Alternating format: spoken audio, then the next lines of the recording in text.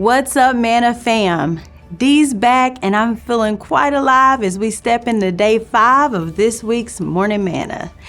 Yesterday, I talked about some specific ways to be intentional about your finances and ways to be blessing.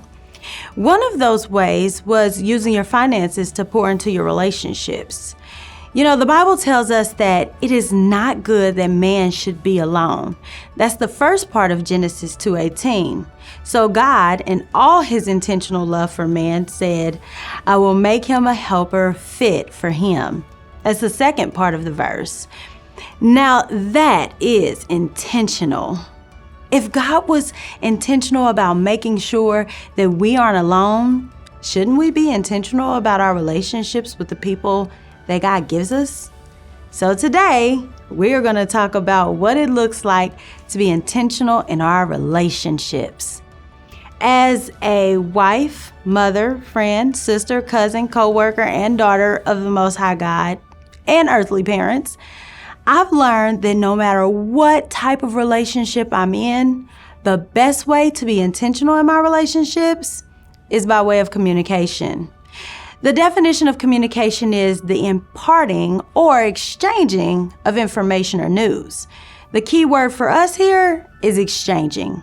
We have a responsibility to give and receive when it comes to communicating. Let's be clear, communicating can be done incorrectly. So we have to be sure we are communicating well.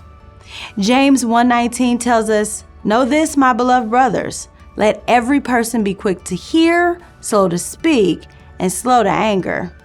Listening is an intentional act. Oftentimes people listen just enough to respond instead of listening to understand. However, when you are intentional, you are slow to speak because you are listening to understand, which then leads you to be less likely to be angry. If we did this more often, we would find that we are probably have better relationships. Of course, a part of this is setting expectations and boundaries and being intentional about what we say. Psalm 141 verse 3 says, set a guard, O Lord, over my mouth.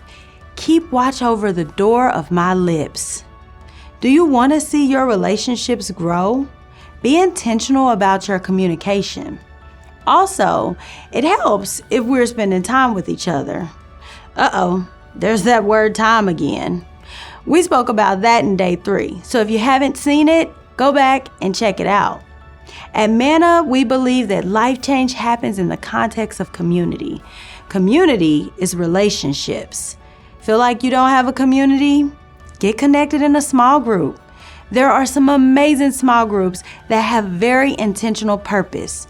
We just started a new cycle of small groups, so if you don't have one, check out the link in the info below and start building up your relationships. If there isn't one that you're interested in, take the necessary steps to start one. I'm sure you have some God-given gifts that someone is waiting for. Well, that's it for me today. I'll see you tomorrow for our last installment of this week's Morning Manna on being intentional. See ya.